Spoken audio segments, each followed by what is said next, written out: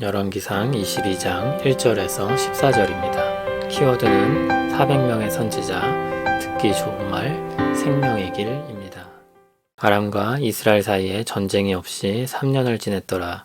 셋째에 유다의 여호사밧 왕이 이스라엘의 왕에게 내려가매 이스라엘의 왕이 그의 신하들에게 이르되 길앗 라못은 본래 우리의 것인 줄을 너희가 알지 못하느냐.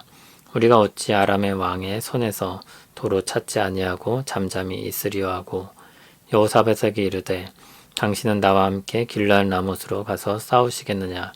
여호사밧이 이스라엘 왕에게 이르되 나는 당신과 같고 내 백성은 당신의 백성과 같고 내 말들도 당신의 말들과 같으니이다. 여호사밧이 또 이스라엘의 왕에게 이르되 청하건대 먼저 여호와의 말씀이 어떠하신지 물어보소서. 이스라엘의 왕이 이에 선지자 400명쯤 모으고 그들에게 이르되 내가 길앗 라못에 가서 싸우랴 말랴. 그들이 이르되 올라가소서. 주께서 그 성읍을 왕의 손에 넘기시리이다. 여호사밧이 이르되 이외에 우리가 물을 만한 여호와의 선지자가 여기 있지 아니하니까. 이스라엘의 왕이 여호사밧 왕에게 이르되 아직도 이물라의 아들 미가야 한 사람이 있으니 그로 말미암아 여호와께 물을 수 있으나 그는 내게 대하여 길한 일은 예언하지 아니하고 흉한 일만 예언하기로 내가 그를 미워하나이다. 여호사밧이 이르되 왕은 그런 말씀을 마소서. 이스라엘의 왕이 한 내시를 불러 이르되 이물라의 아들 미가야를 속히 오게 하라 하니라. 이스라엘의 왕과 유다의 여호사밧 왕이 왕복을 입고 사마리아 청문 어기 광장에서 각기 왕좌에 앉아있고 모든 선지자가 그들의 앞에서 예언을 하고 있는데 그나아나의 아들 시드기야는 자기를 위하여 철로 뿔들을 만들어 가지고 말하되 여호와의 말씀이 왕이 이것들로 아람 사람을 찔러 진멸하리라 하셨다 하고 모든 선지자도 그와 같이 예언하여 이르기를 길앗 라못으로 올라가 승리를 얻으소서. 여호와께서 그 성읍을 왕의 손에 넘기시리이다 하더라. 미가야를 부르러 간 사신이 일러 이르되 선지자들의 말이 하나같이 왕에게 길하게 하니 청하건대 당신의 말도 그들 중 한 사람의 말처럼 길하게 하소서. 미가야가 이르되 여호와께서 살아계심을 두고 맹세하노니 여호와께서 내게 말씀하시는 것 곧 그것을 내가 말하리라 하고. 아멘. 아왕이 베나닷과 조약을 맺은 이후의 일입니다. 아람과 이스라엘 사이에 전쟁이 없이 3년을 보냈습니다. 평화로운 것처럼 보이지만 문제가 있습니다. 아람 왕 베나닷이 조약했던 것처럼 땅을 돌려주지 않고 있었기 때문입니다. 그렇게 3년이 흘러갔습니다. 그 땅 중 하나가 요단 동편에 있는 길앗 라못입니다. 길앗 라못은 왕의 대로에 속한 중요한 지점 중의 하나였습니다. 22장 44절을 보면 유다 왕 여호사밧은 이스라엘 왕 아합과 평화로운 관계를 가지고 있었습니다. 여호사밧의 아들이 아합의 딸과 결혼을 하고 동맹을 맺은 상태였습니다. 어쨌든 유다 왕 여호사밧이 이스라엘에 방문을 했는데 이스라엘 왕 아합은 길앗 라못의 문제를 이야기합니다. 3절을 보면 그것이 우리의 것이라고 하며 아람에게서 되찾아야 한다고 말했습니다. 그러나 여호사밧은 신실한 사람이었기 때문에 하나님께 먼저 묻고 싸우러 가자고 합니다. 아합은 얼마든지 그렇게 하자고 했습니다. 그리고 그는 선지자를 400명쯤 모았습니다. 그리고 길앗 라못으로 싸우러 갈지 물었습니다. 400명의 선지자는 싸우러 가라고 대답합니다. 그런데 400명의 선지자가 어떤 선지자인지 알 수 없습니다. 이전에 바알 선지자 450명과 아세라 선지자 400명이 아합에게 불려와서 엘리야와 싸웠었습니다. 그런데 막상 싸울 땐 450명의 선지자만 등장합니다. 남아있던 선지자들이었을까요? 확실한 것은 알 수 없습니다. 다만 아합은 자신에게 호의적으로 말하는 선지자를 불러 모은 것은 분명합니다. 여호사밧은 뭔가 미심쩍게 느낀 것 같습니다. 7절을 보면 여호와의 선지자가 여기 있지 않냐고 했습니다. 5절에서도 여호사밧은 여호와의 말씀이 어떠하신지 물어보기를 원했습니다. 한편 6절을 보면 아합이 불러 모은 사람들은 그냥 선지자라고 나옵니다.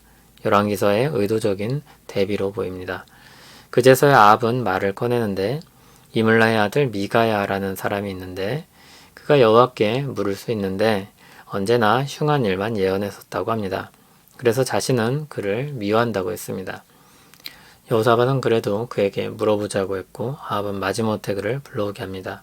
왕명을 받은 내시가 그를 부르러 갑니다. 그 사이에 한 선지자가 등장합니다. 그나아나의 아들 시드기야입니다. 시드기야는 철로 뿔돌을 만들어 가지고 와서 말하는데 여호와의 말씀이 이 철풀로 아람 사람을 찔러 진멸하리라 하셨다는 말을 전합니다. 400명의 선지자와 같은 목소리를 낸 것입니다. 좀 더 그럴듯하게 선지자가 할 법한 상징적인 행위를 하면서 하나님의 이름을 들어 말한 것입니다. 이 사람들의 말의 신빙성은 내일 본문에서 확인할 수 있을 것입니다.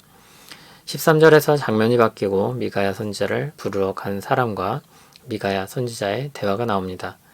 아합이 보낸 사신은 선지자들의 말처럼 좋은 말로 이야기하라고 요구합니다. 하지만 미가야는 참 선지자였습니다. 하나님의 말씀을 꾸며내어 말하라는 요구를 들어줄 수 없었습니다. 그는 하나님께서 자신에게 말씀하시는 것을 말할 것이라고 선을 그었습니다. 듣기 좋은 말이 있습니다. 듣기 좋은 말을 하는 사람들도 많습니다. 서로의 관계가 불편해지지 않기 위해서 또는 이해관계를 유지하기 위해서 우리는 서로에게 듣기 좋은 말을 합니다. 욕망을 채우는 말입니다. 또 그런 말은 대세가 되기 쉽습니다. 많은 사람들에게 환영을 받기 때문입니다. 물론 많은 사람들이 따르는 것은 많은 사람들에 의해 검증된 것일 수도 있습니다. 그러나 숫자 자체가 진리인지 아닌지에 대한 증명일 수는 없습니다. 얼마나 하나님 말씀에 부합하는지가 진리 여부에 대한 진실성을 결정지을 것입니다. 예수님은 때로는 환영받기도 하고 배척을 당하기도 하셨습니다. 많은 사람들을 먹이실 때는 사람들이 환호했습니다. 그러나 예수님을 믿어야 할 것을 말씀하실 때 많은 사람들이 떠나갔습니다. 예수님은 제자들에게 물으셨습니다. 너희도 가려느냐? 그때 베드로가 대답했습니다. 주여, 영생의 말씀이 주께 있사오니 우리가 누구에게 가오리이까? 주께서 오신 후 진리는 더욱 선명해졌습니다. 주께서 구약과 신약의 중심이 되기 때문입니다. 하나님의 말씀을 새기되 길과 진리요 생명이신 주님을 통해 새기길 바랍니다. 하나님의 뜻에 대한 눈이 열리게 될 것입니다. 주님은 우리를 진리로 인도하십니다. 생명의 길로 이끄십니다. 그 길을 가리는 것은 우리의 죄악된 욕망입니다. 욕망에 사로잡히면 성경을 읽어도 내 욕망이 보일 뿐입니다. 내게 듣기 좋은 말만 들릴 뿐입니다. 하지만 은혜를 구하고 주께 기도하면 하나님의 뜻을 발견하게 될 것입니다. 믿음으로 그리스도를 바라보면 생명의 길을 얻을 것입니다. 우리를 죄에서 건져내시고 생명의 길로 이끄시는 주님을 찬송합니다. 우리 죄악을 짊어지고 죽으신 그리스도의 십자가를 바라봅니다. 부활하심으로 우리에게 주실 생명을 나타내신 그리스도를 바라봅니다. 듣기 좋은 말에 미혹되지 않게 하옵소서. 우리 눈을 맑게 하시고 믿음으로 가야 할 길을 보이시옵소서. 예수님 이름으로 기도합니다. 아멘.